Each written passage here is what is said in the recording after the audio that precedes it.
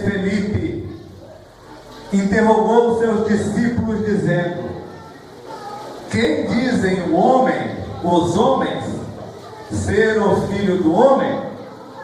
E eles disseram: uns João Batista, outros Elias, e outros Jeremias ou um dos profetas.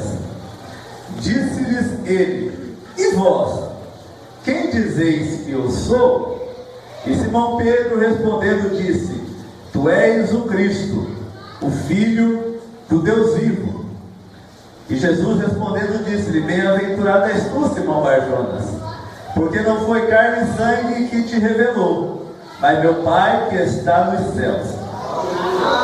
Pois também eu te digo que tu és Pedro, e sobre essa pedra edificarei a minha igreja, e as portas do inferno não prevalecerão contra ela. E te darei as chaves do reino dos céus. E tudo o que ligares na terra será ligado nos céus, e tudo o que desligares na terra será desligado nos céus. Então mandou aos seus discípulos que a ninguém dissessem que ele era o Cristo. Desde então, vou repetir, desde então, ou seja, desde este acontecimento, começou Jesus a mostrar aos seus discípulos que convia ir a Jerusalém e padecer muito dos anciões e dos principais dos sacerdotes, dos escribas, e ser morto e ressuscitar no terceiro dia. E Pedro, tomando-o de parte, começou a repreendê-lo, dizendo: Senhor, tem compaixão de ti, de modo nenhum te sucederá isto. Ele, porém, voltando-se, disse a Pedro: para trás de mim, Satanás, que não cogitas das coisas de Deus, só das coisas dos homens, e me serves de escândalo. Agora vamos para Lucas,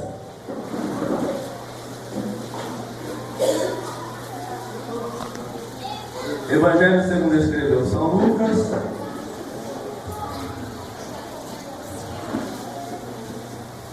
capítulo de número 9, versículo 51.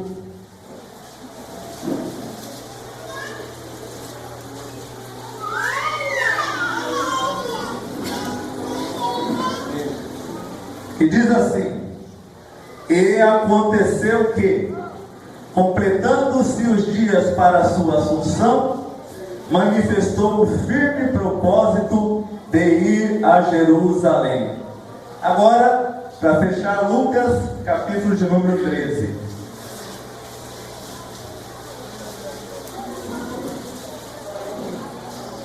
Que diz assim: e percorria as cidades e as aldeias, ensinando e caminhando para Jerusalém. Podeis assentar em nome de Jesus.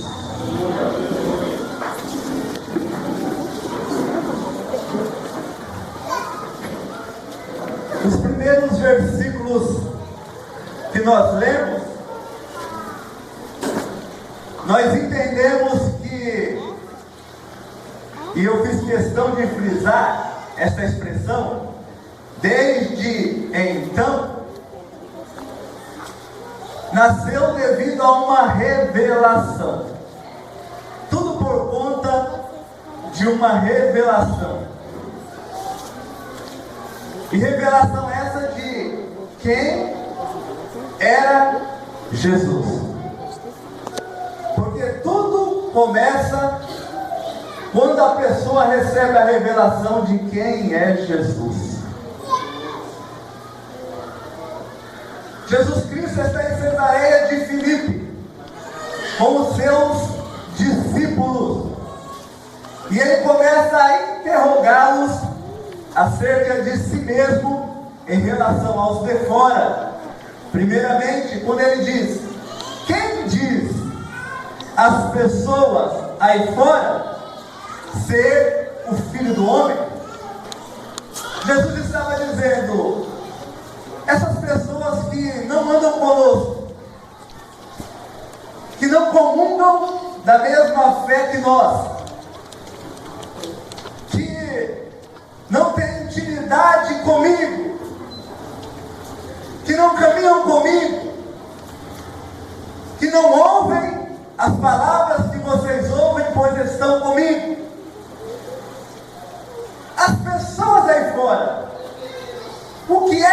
dizem acerca de mim?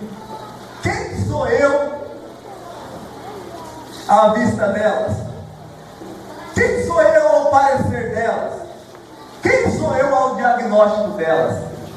E a Bíblia diz que os discípulos começam a dizer: mestre, uns dizem que tu és João, outros dizem que tu és Elias, e outros que tu és Jeremias, ou algum dos profetas. Glória a Deus, aleluia. Aí Jesus olha para eles e diz: e vós? Glória a Deus. Vocês que andam comigo, vocês que têm intimidade comigo, vocês que ouvem as palavras que eu digo, vocês que comem comigo, vocês que caminham comigo, vocês que são os meus seguidores, quem eu sou para vocês?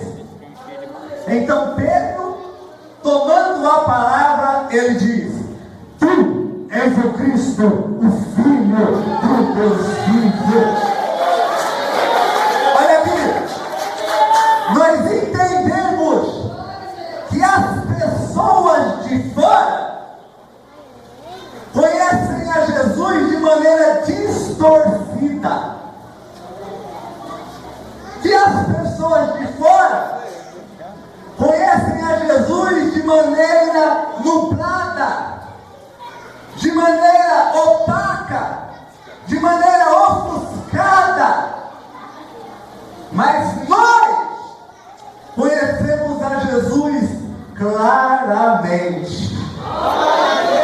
As pessoas aí fora conhecem a Jesus por religião humana, por pontos de vista humanos. Mas nós conhecemos a Jesus por revelação divina. Porque a Bíblia diz no versículo 17: e Jesus respondendo disse-lhe: bem-aventurado és tu, Simão, porque não foi carne e sangue que te revelou, mas teu Pai que está nos céus. Quem conhece Jesus aqui, levanta a mão. Porque quem não conhece a Jesus, ele é oprimido. Quem não conhece a Jesus não tem esperança de um amanhã. Quem não conhece a Jesus, ele se desespera por qualquer coisa.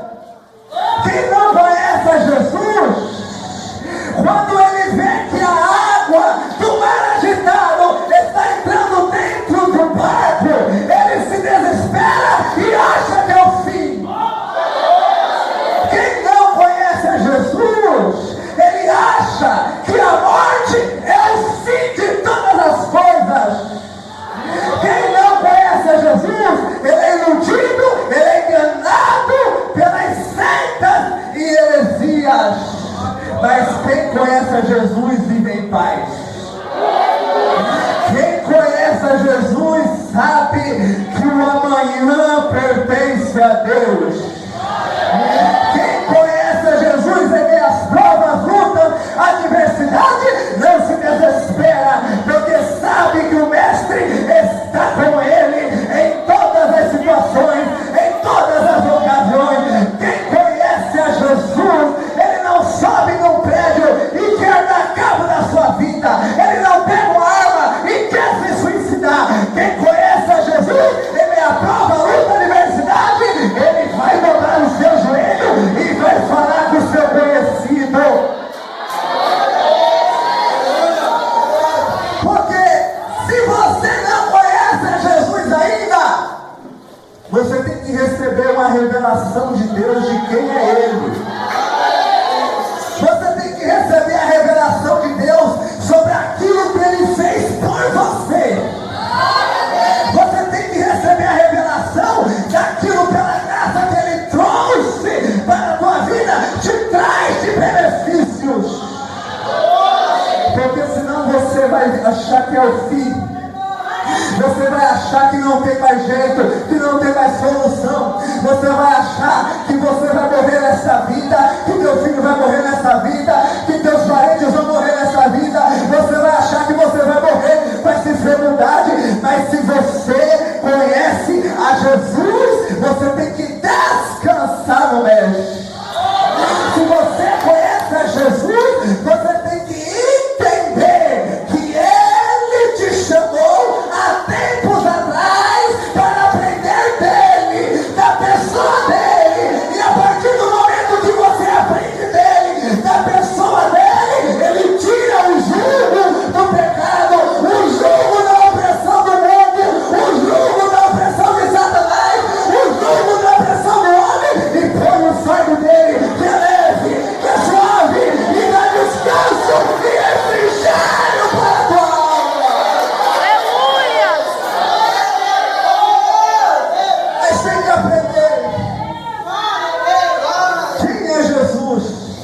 E que o Espírito Santo revele Jesus na tua vida. Revele Jesus para a tua vida, para ele mudar o rumo da tua casa, o rumo da tua vida, para escrever uma nova história para você, para enxugar os teus olhos todas as águas, para fazer coisas novas, coisas históricas na tua vida, pelo conhecimento de quem ele é.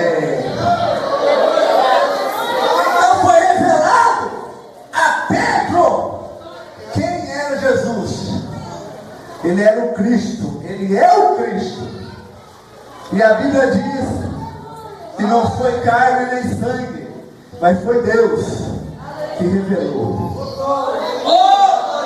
Aí acontece algo aqui, um tanto que contrário a isso que nós estamos meditando até agora. A Bíblia diz que Jesus Cristo, desde então, a partir dessa revelação, ele diz aos seus discípulos que era necessário, porque tem coisas que são necessárias você passar. Era necessário que ele fosse para Jerusalém. E lá em Jerusalém ele iria padecer nas mãos dos principais dos sacerdotes, dos anciões, seria açoitado, escarnecido, cuspido, maltratado, rejeitado, desprezado, morto, mas ao terceiro dia ele ressuscitaria. Aí Pedro, varão, que tinha recebido a revelação do Espírito de Deus que Jesus é o Cristo, chama Jesus à parte.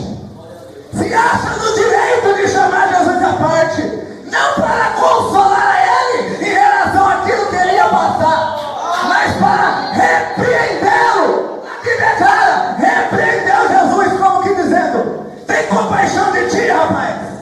Isso não vai acontecer a você não. Você é o Cristo. Esse negócio de sofrer, que é isso? Negócio de cruz, que é isso? Para com isso.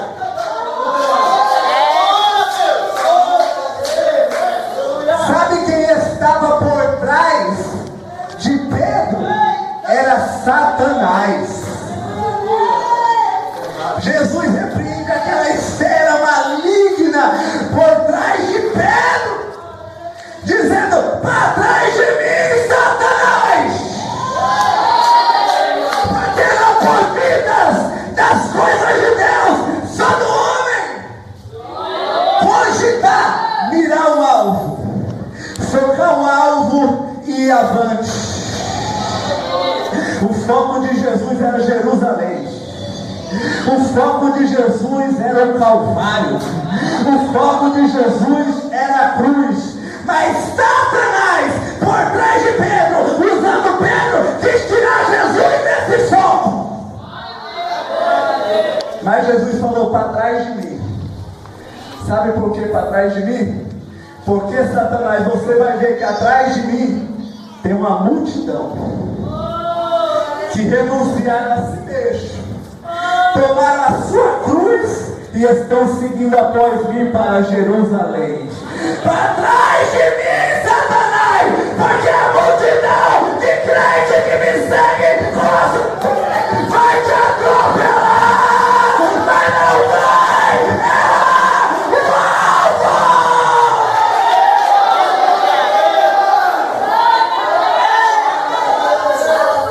Satanás queria que Jesus desistisse da cruz.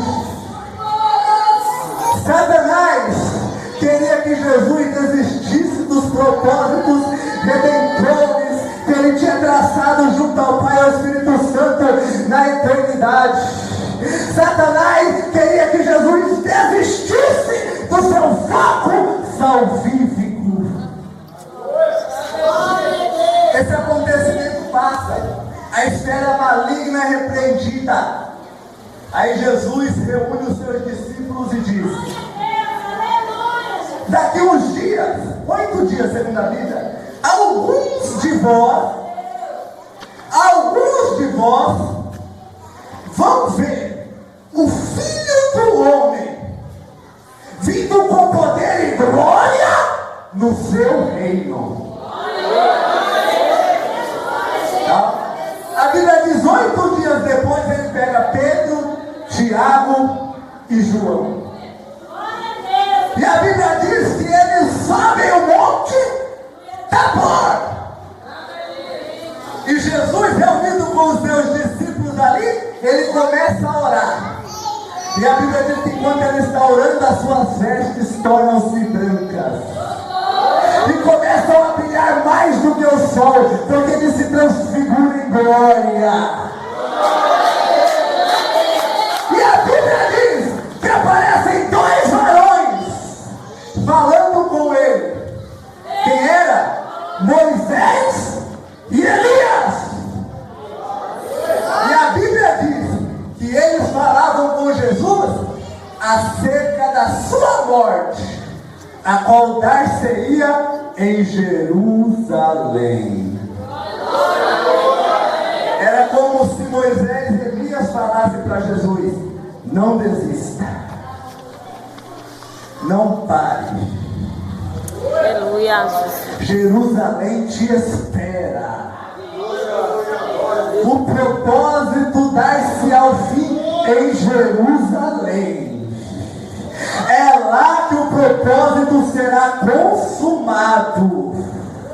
Vai ser açoitado, vai, mas faz parte.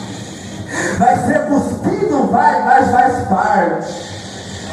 Vai ser escarnecido, vai, mas é necessário. Não pare, não desista, siga à frente.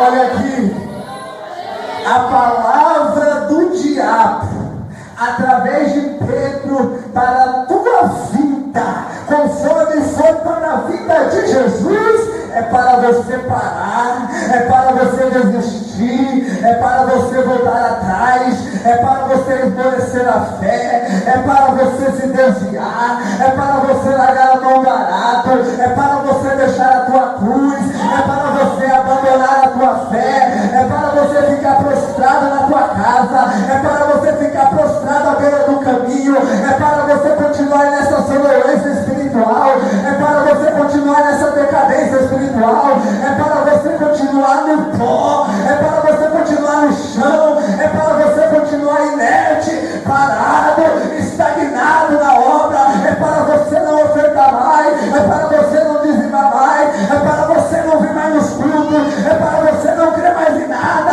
é para você desistir de Jerusalém, é para você querer desistir na fé, é para você desistir do céu, é para você desistir de Jesus, é para você desistir das promessas, é para você desistir daquilo que Deus tem falado, dos seus sonhos, dos seus planos, dos seus projetos. Essa é a palavra de Satanás através de Pedro para Jesus, e é para você também. Mas a palavra de Deus através de Moisés e Elias para Jesus e para você é esta: não pare, não desista, vai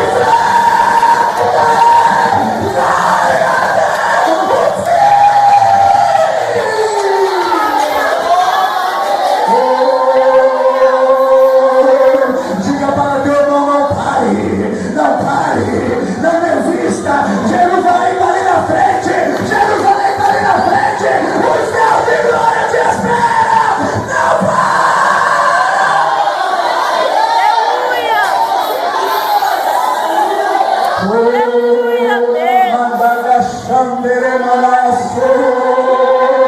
Está sofrendo, faz parte, está sendo provado, faz parte, está sendo desprezado, faz parte, foi abandonado, faz parte, foi rejeitado, faz parte. Não desista daquilo que Deus tem te mostrado, não desista, continua marchando.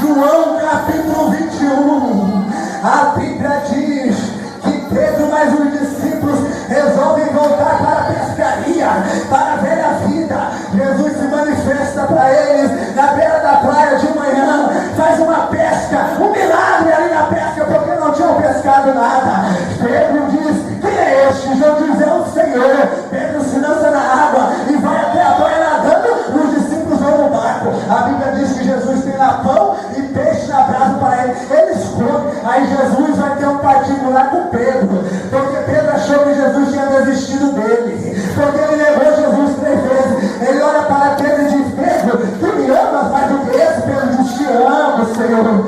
Jesus diz: apacenta as minhas ovelhas. Jesus pergunta de novo: tu me amas mais do que esse? Pedro diz: te amo, Jesus. Jesus diz: apacenta os meus cordeirinhos. Jesus pergunta: Pedro, tu me amas mais do que esse? Pedro diz: eu te amo. Ele se entristece, porque Jesus falou pela 3ª vez. Ele diz: Senhor, tu sabes todas as coisas, tu sabes que eu te amo. Jesus diz: apacenta as minhas ovelhas. Quando você é novo, você se veste como você quer, você vai aonde você quer, você faz o que você quer. Mas quando fores velho, Pedro, outro te vestirá e te levará para um lugar que você não quer ir. A Bíblia diz que Jesus fala para ele, significando de que morte ele haveria de glorificar a Deus. E a Bíblia diz: e tendo dito isto, Jesus falou: segue-me, segue-me, segue-me, segue-me. Jesus estava dando uma mensagem para Pedro, que estava querendo abandonar o ministério, que estava querendo abandonar a chamada, que achava que Jesus não queria mais contar por ele. Ele disse para Pedro esta mensagem: Pedro, eu te chamei, eu te nomeei, eu te vocacionei, eu te escolhi, te comissionei para que você me sirva até o fim da tua vida.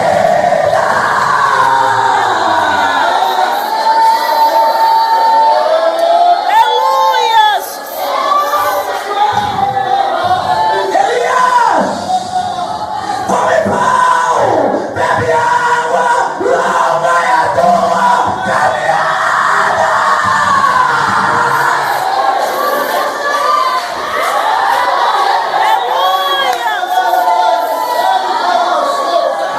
Levanta a cabeça, para por quê?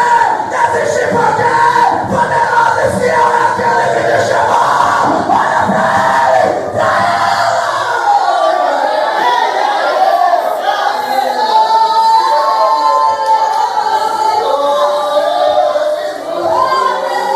Pura maçô.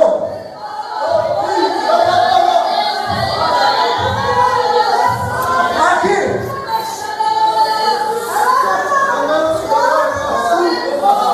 Jesus falou que ele ia ser cuspido, escarnecido, açoitado, maltratado e morto. Mas no mesmo contexto, ele falou: tem gente aqui que não vai morrer até ver o Filho do Homem vindo com poder e glória no seu reino.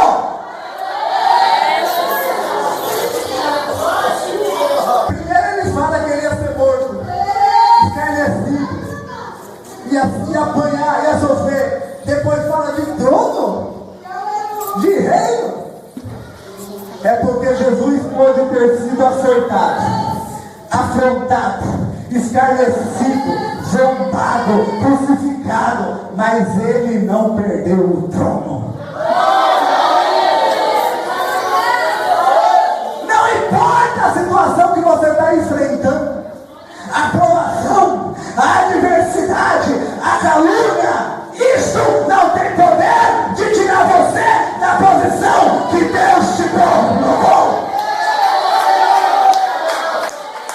Tu estás assentado nas regiões celestiais em Cristo Jesus, o teu Salvador.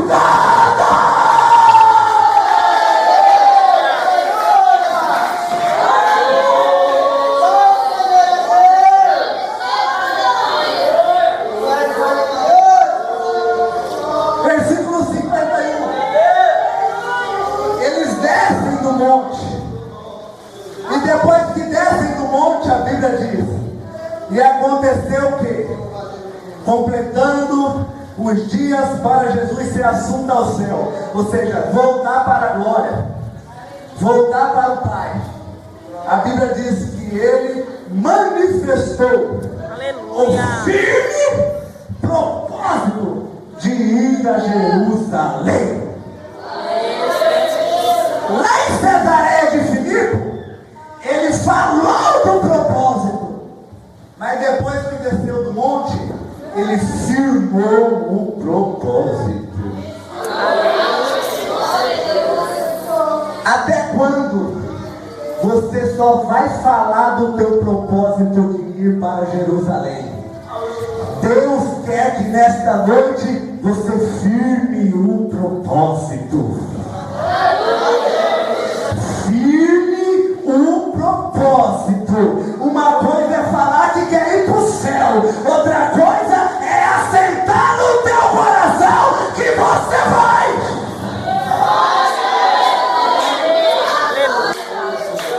Falar com Deus fala, mas firmar propósito, ou seja, viver uma vida de quem realmente quer ir para o céu, não é qualquer um.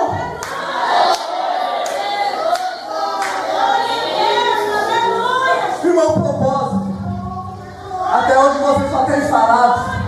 É por isso que você vive essa vida de fracasso espiritual, de derrota espiritual. Só vive prostrado, cabisbaixo, caído espiritualmente à beira do caminho. Firme um propósito hoje, que não vai ter demônio, que não vai ter diabo, que não vai ter prova, que não vai ter luta, que não vai ter pecado, que vai te vencer. Firma o propósito e volta a marchar.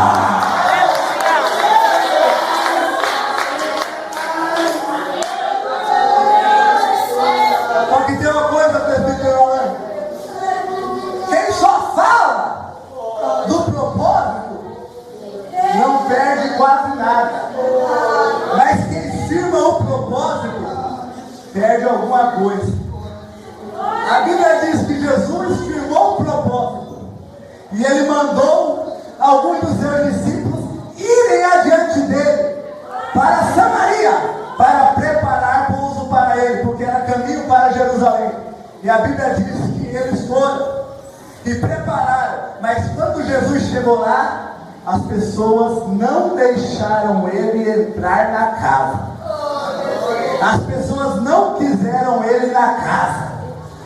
As pessoas viraram a costa para ele e não deram pousada para ele. A Bíblia diz, é porque o seu aspecto era de quem ia para Jerusalém.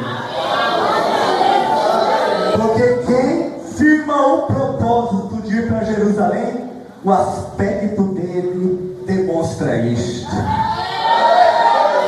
Ele é diferente. Há um brilho no rosto dele que é o reflexo da Jerusalém celestial. Quem firma o propósito de ir para Jerusalém, muitas vezes vai perder amizades. Tem pessoas que vão se afastar de você, mas perder oportunidades. Portas poderão se fechar, mas tem uma coisa: perca isto, mas não perca o foco. Perca isto, mas não perca a tua entrada em Jerusalém. Perca isto, mas não perca a tua morada nos céus de glória. Os bondes podem te abandonar, os lobos podem te abandonar, os falsos irmãos, falsos amigos podem te abandonar, mas os verdadeiros vão caminhar contigo para Jerusalém, para Jerusalém, para Jerusalém.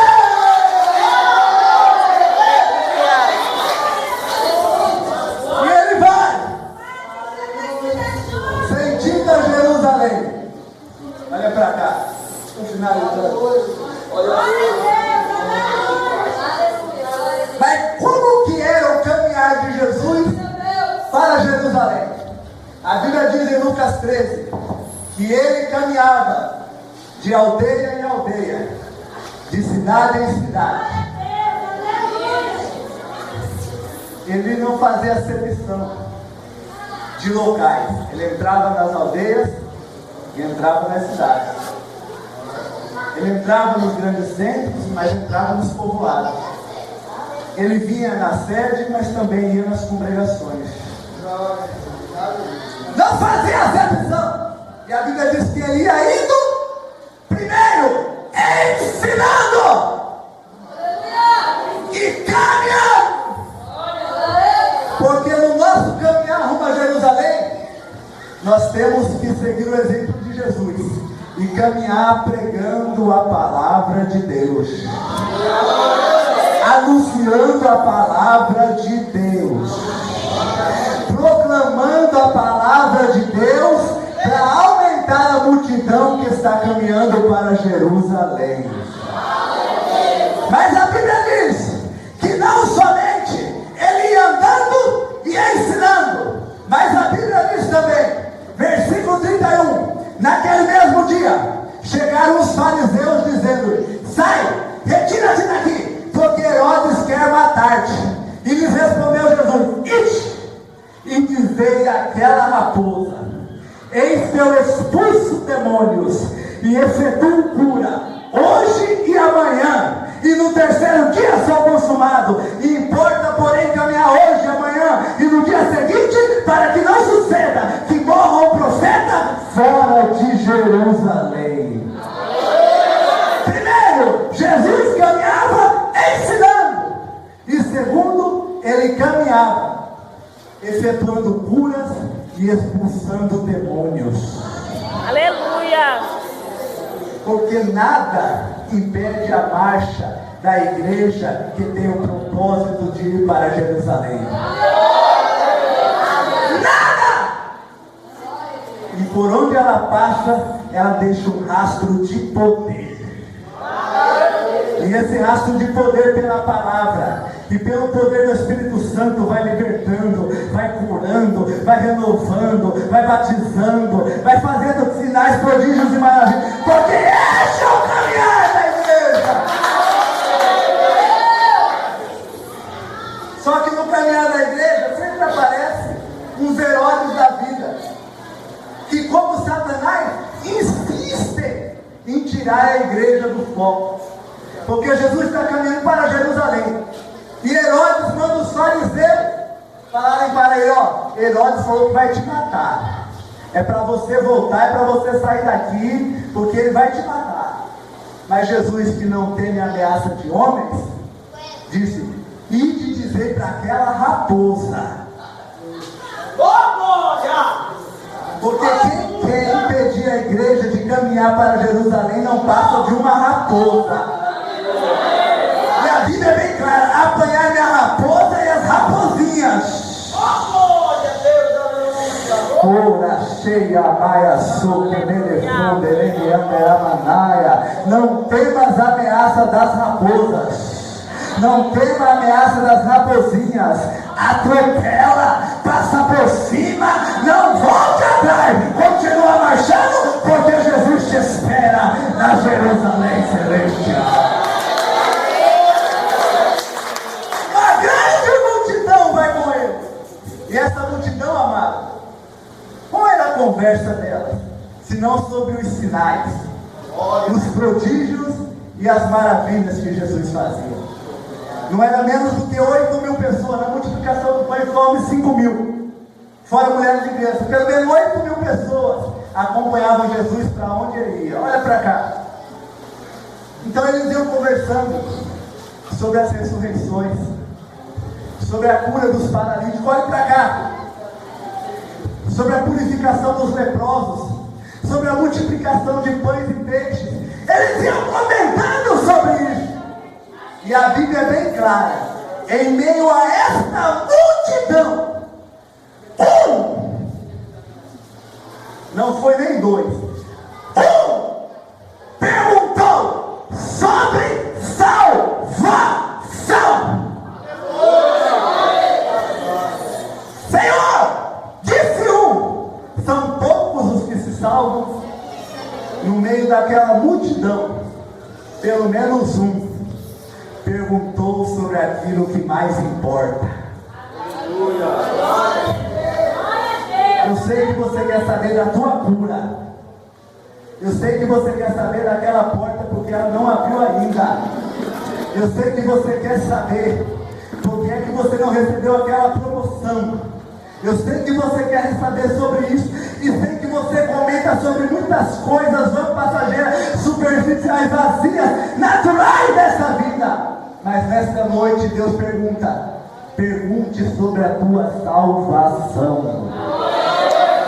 Pergunte se você está preparado para os céus de glória.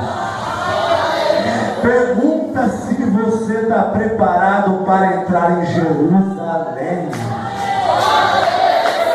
Deixe de lado um pouco as coisas materiais. Deixe de lado um pouco as coisas passageiras. Deixe de lado um pouco as coisas naturais desta vida. E procure mais as coisas espirituais. Procure mais as coisas eternas. Busque mais as coisas do céu. Procure saber começar a tua vida em relação à salvação da tua alma.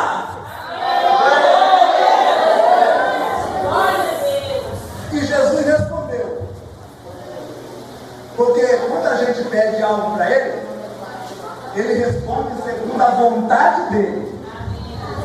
Mas ele respondeu, porque quem pergunta sobre a salvação da sua alma, não fica sem resposta, porque a vontade de Deus é que todos se salvem. Mas aí você me pergunta, então por que é que Jesus falou que são poucos os que se salvam, e muitos os que não se salvam? Sabe por quê? Porque ele disse, porfiai por entrar. Porfiai por entrar. Porfiai.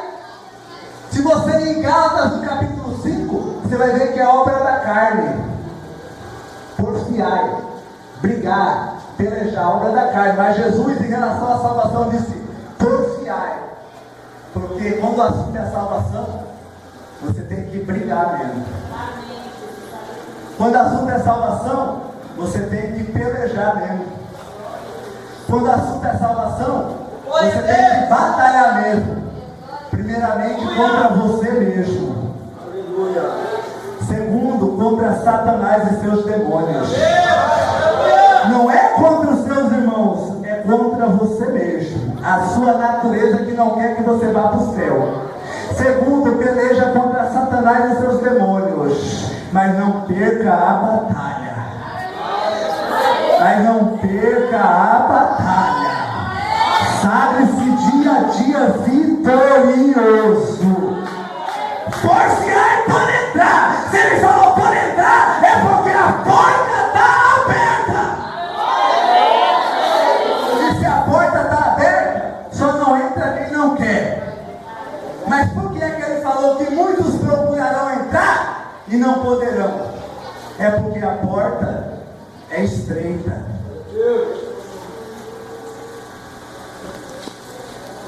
E ninguém quer conta com porta estreita. Mas quando o assunto é céu de glória, a porta é estreita. É verdade, Jesus.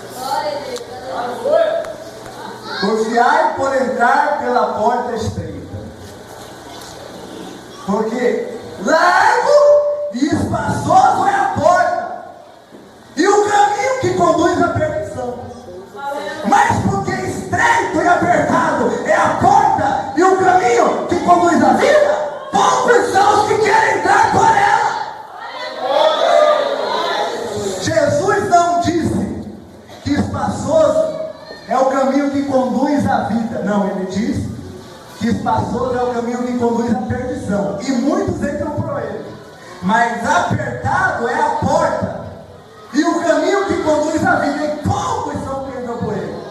Eu entendo aqui que Jesus, ele não quer quantidade, porque se ele quisesse quantidade, a porta da salvação seria larga e passava um punhado de gente de uma vez só. Mas Jesus quer qualidade. quer qualidade espiritual na tua vida, qualidade moral na tua vida, qualidade ministerial nas nossas vidas, qualidade cristã na vida da igreja, porque a porta é apertada, o caminho é estreito, mas é por esta forma que Jesus nos conduz a Jerusalém celeste. Aí Jesus vai contar uma parábola para a gente encerrar sobre si mesmo. Ele disse: quando o pai de família se levantar, presta atenção, quando o pai de família se levantar, Lucas 13, quando Jesus Cristo, na plenitude dos tempos, veio cumprir o processo redentivo, ele estava sentado no seu trono. Quando a ordem foi dada, ele se levantou do seu trono, desfez-se, despojou-se da sua glória e de si mesmo, desceu na forma de homem, nasceu de uma virgem, de Maria, cresceu como homem, homem santo, viveu a sua adolescência como homem santo, a sua juventude como homem santo, chegou na sua idade adulta como homem santo, cumpriu os 3 anos e meio do seu ministério como homem santo, morreu no tempo determinado como homem santo, ao 3º dia ressuscitou mais santo ainda. A Bíblia diz que apresentou-se aos seus discípulos 40 dias dando prova infalível da sua ressurreição. Depois de 40 dias foi assunto aos céus, entrou na dimensão do Pai, e a Bíblia diz que ele assentou-se à destra da majestade nas alturas.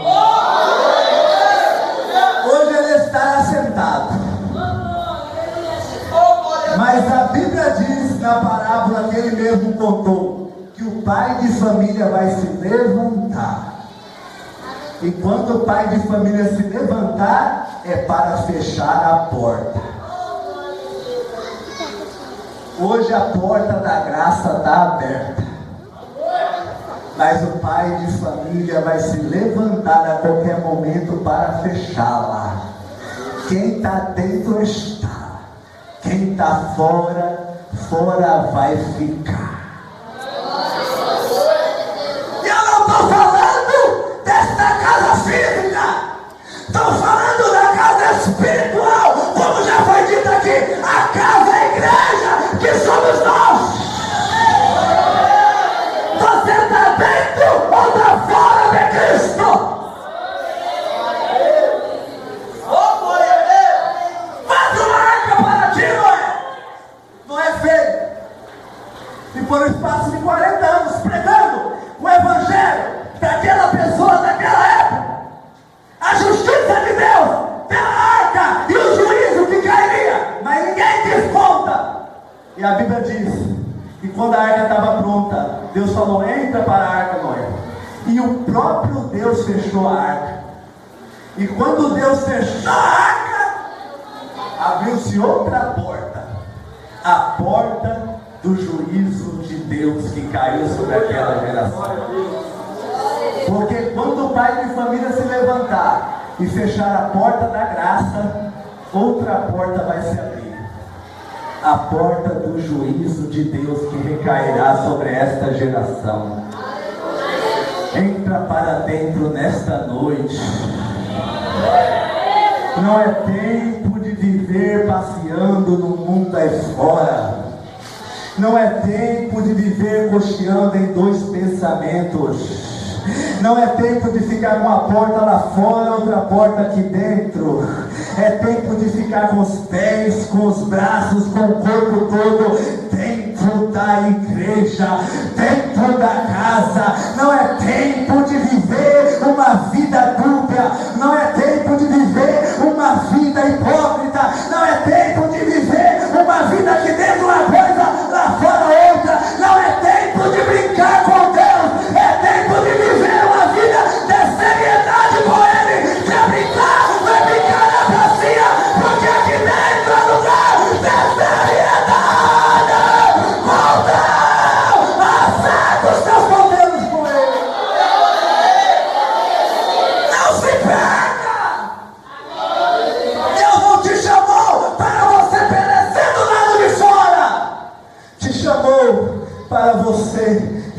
as glórias do lado de dentro. Fechou a porta. E aqui eu espero. E a Bíblia diz que muitos que estavam lá fora chegam na porta e fazem assim, ó: Senhor, abre-nos a porta. Aí o pai de família, que é Jesus, olha para eles e diz: não vos conheço. Senhor, abre-nos a porta. Jesus diz para eles: já vos disse que não vos conheço. E eles vão dizer: mas nós temos comido e bebido na tua presença.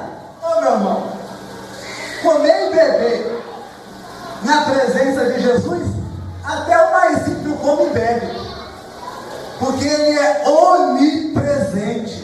Ele está em todos os lugares ao mesmo tempo. Agora, comer e beber com a presença dele é só para quem está do lado de dentro.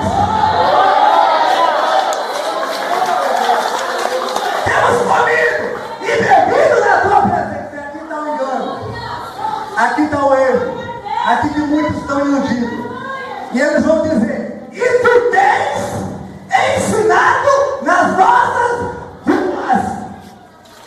Primeira verdade aqui, quando eles disseram ensinado nas nossas ruas, é sinal que eles estavam do lado de fora.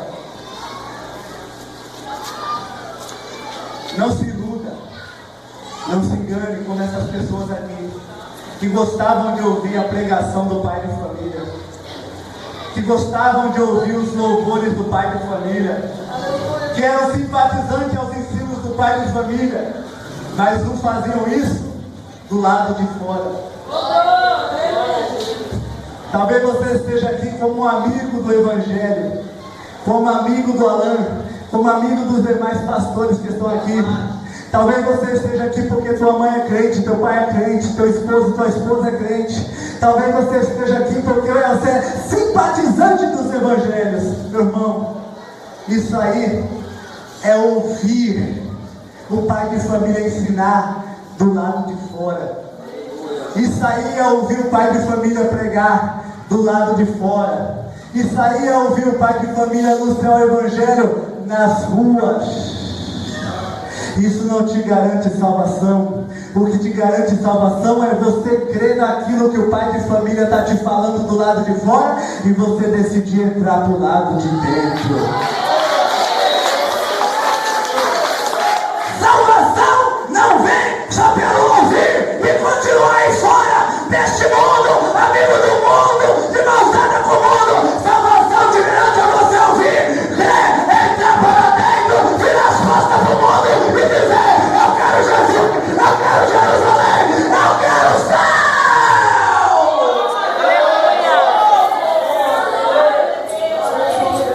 Não vos conheço, não vos conheço. Mas não vos conheço. Para eles, a palavra foi: apartai-vos de mim, que não vos conheço. Mas para aqueles que estão do lado de dentro, a palavra será: vinde benditos de meu Pai. Possuí por herança o reino que vos está preparado desde a fundação. Não queres ouvir? Não vos conheço? Então entra para dentro, porque quem é conhecido dele não está do lado de fora, está do lado de dentro. E ele vai dizer: apartai-vos de mim, malditos, para o fogo eterno, aonde haverá, primeiro, prantos, porque quem está do lado de fora, prantos, mas quem está do lado de dentro, Apocalipse, capítulo 21, e Deus enxugará dos nossos olhos todas as lágrimas.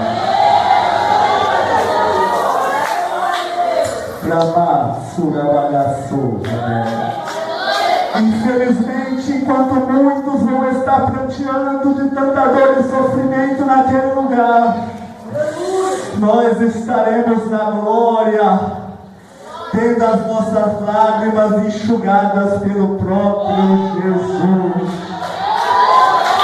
É como se ele chegar e dizer: Alan, eu sei que você sofreu lá, eu sei que você foi perseguido e desprezado